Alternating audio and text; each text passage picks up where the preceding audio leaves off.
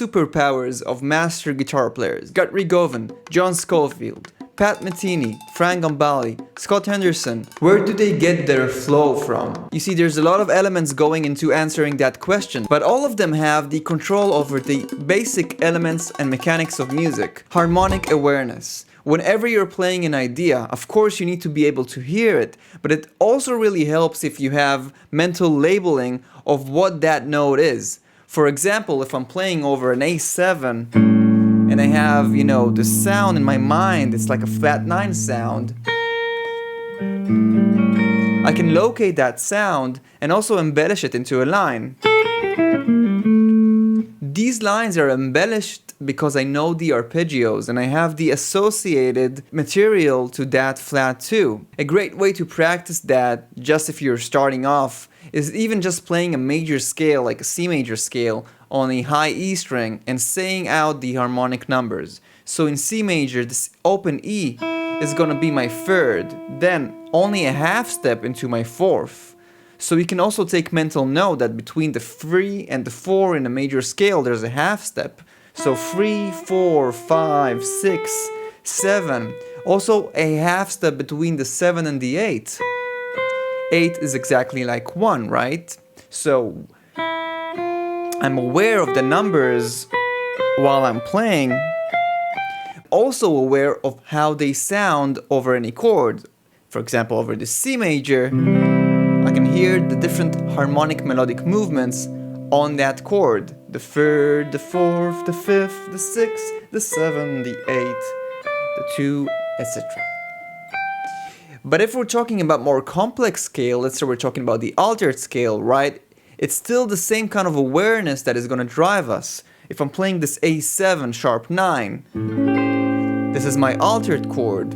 I'm just going to take that high E string again and play the notes of the A altered scale and keep that awareness, that harmonic number awareness. So this F is going to be my flat 13 or sharp 5. Then I have my 7 to my root, flat 9, sharp 9, free. Then I have my flat 5, sharp 5, 7, root. And I can always kind of hear that in my mind's ear, while I'm playing it.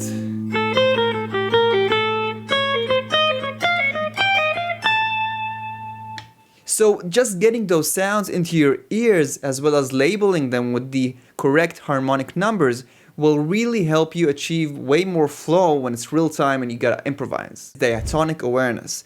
So all of these guitar players have the diatonic awareness of how chords are constructed over scales. Most basic ones is knowing the chords of the C major scale, or if you're in harmonic minor, if you're in melodic minor. You also have chords from the diminished scale. All of these are just the harmonies that are structured within scales. Let's take, for example, the C harmonic minor scale. So if I play C harmonic just from here, it's good to know the scale. It's good to know any scale, but it's very important to know the harmonic degrees that you can construct from each degree of that scale. So let's take the first degree, for example. I have a minor chord, right? Then I have a diminished chord. Then I have an augmented chord. Then I have a minor chord, major chord, another major chord. Then I have another diminished chord, and I'm back to my minor chord.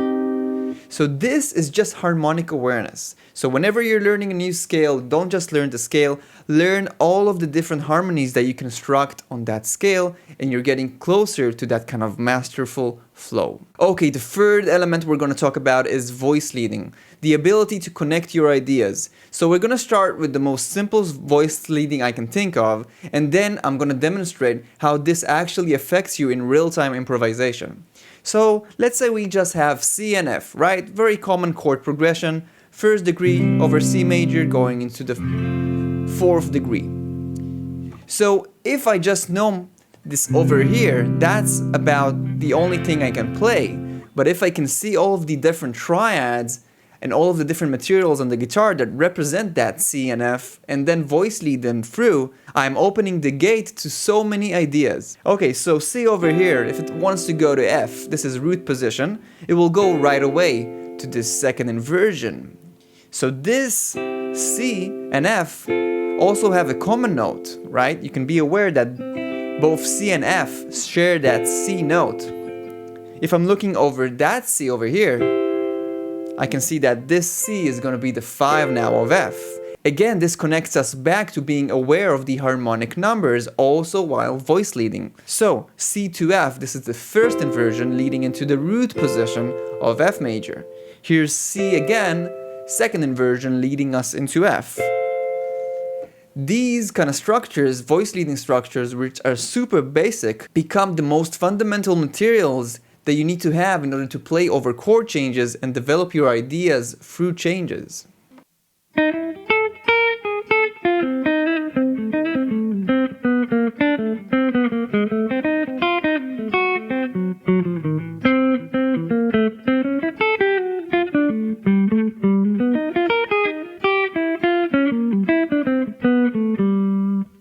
I was just thinking about the triads and the voice leading and then kind of embellishing those triads into lines. I saw this going into this, F sharp diminished, back to C, and I just saw all the different chords of the blues, the jazz blues, just kind of going with my imagination around the structures of those triads and around my ability to voice lead. So even if you learn arpeggios and triads, how do you make them actual phrasing? That is very style related. You know, some players will take it to the more bebop kind of sound, some will go more for the fusion-y kind of sound.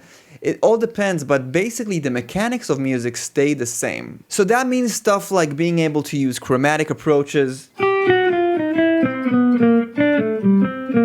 or being able to pick an arpeggio like F major and start creating different enclosures around it.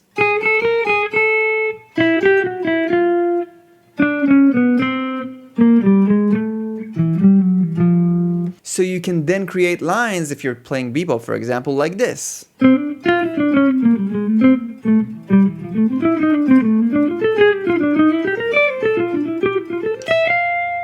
When all of these stuff become automatic, it's exactly like a language, and all that matters is what you have to say. All of those masterful players have a saying. They can hear stuff, they have inner hearing, they have their imagination. Everything is connected to what is already automatic, their ability to control the mechanics of music. So the conclusion is, when you're practicing, be able to practice the mechanics of music. It has been there for years and it's worth practicing. All of the great master musicians have practiced the mechanics of music.